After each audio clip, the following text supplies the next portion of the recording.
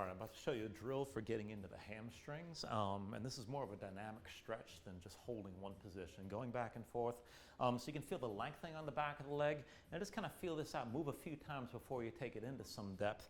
And the fact of the slider here forces you to stabilize your position, which makes it much more active and makes it much more likely that you're going to retain some strength as you come into the end range of the movement. Now, you don't have to do this with anything under your knee, but if you need some padding, go ahead and use it. So I'm just going to put one of my sliders underneath my knee. That knee's not going anywhere.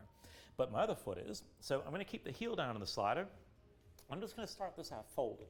Now, if you just want to focus on the front leg, start with a fold. Keep your belly touching your thigh, and then lift the toes. Keep the legs in line, and just keep them about hips width distance apart, two separate tracks. Your hips are squared.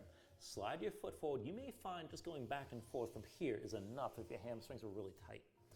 And you can just take this back and forth, maybe use some weight on the fingers. You can set the palms down if you can take it deeper.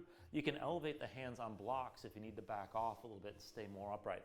But try to touch your belly toward your thigh as much as you can. Feel that stretch in the front leg, the back of the thigh. So if you can take this even further, you can start to hinge this down. Keep your belly touching your thigh. Maybe you have a little bend in the knee and you might still feel it here. And then just take it back. And just keep moving back and forth here with that belly touching your thigh the whole time. If you want to take it really deep, you can slide that foot forward, and my belly's touching my thigh the whole time. There's no gap here.